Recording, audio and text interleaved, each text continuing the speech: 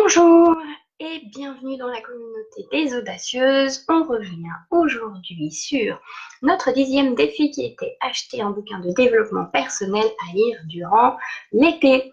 Donc bonjour, je suis Émilie de Émilie Ose, coach en psychologie positive, prête à vous accompagner pour faire pétiller votre quotidien.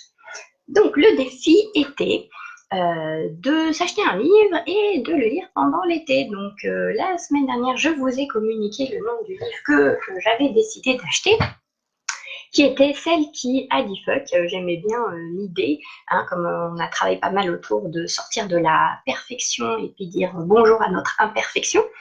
Donc j'ai acheté ce bouquin. Finalement, je l'ai commencé et je l'ai même terminé. Donc je me suis dit que j'allais vous partager un petit peu ce que j'en ai pensé. Alors, ce que j'ai beaucoup aimé dans ce livre, en fait, c'est surtout la forme, en fait. C'est assez facile à lire. Voilà, il y a des petits dessins, des choses qui sont soulignées. Vous voyez, c'est tenu comme un journal un petit peu, comme un journal un peu intime, un journal de bord. Voilà, vous voyez, avec des dessins assez simples, ou des petits schémas. Ça, j'aime beaucoup, en fait. Ce style, c'est très, pour moi, léger, frais. Voilà, ce que j'aime aussi, moi, on va dire, dans ma façon de communiquer, légèreté, fraîcheur, pas de prise de tête. On est, voilà, sur des mots simples, des mots qui nous parlent, mais c'est pas pour autant qu'on n'avance pas. Parce que finalement, dans ce journal, elle nous livre quand même pas mal quelques clés de développement personnel pour vraiment lâcher prise.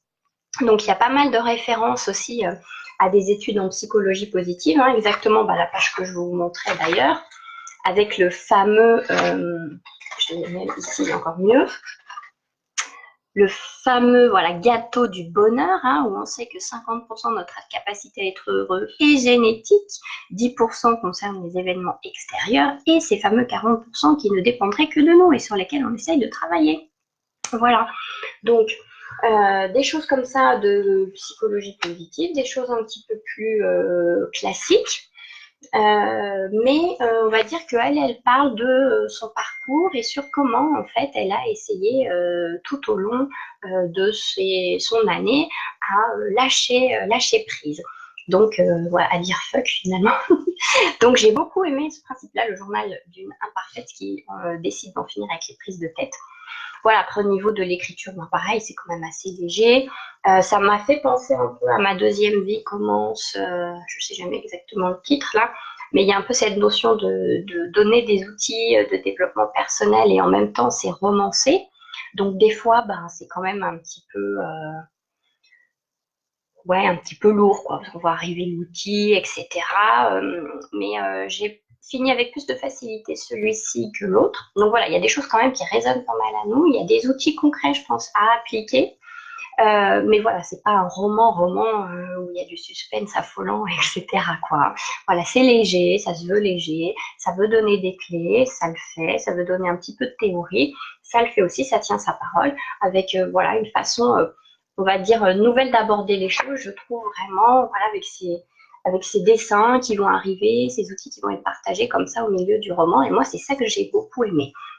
Voilà, donc un bouquin léger mais qui peut vous donner de bonnes clés qui suit du coup très très rapidement, voilà, si vous êtes aussi dans cette envie de lâcher votre côté parfaite, peut vous donner quand même des idées, des choses à appliquer qui sont assez simples et voilà, je pense que ça peut être sympa comme lecture de vacances, parce que c'est pas un bouquin de développement personnel prise de tête, c'est quand même romancé. C'est pas non plus un roman dans lequel on a une évasion forte, mais voilà, ça tient, on va dire, sa promesse initiale.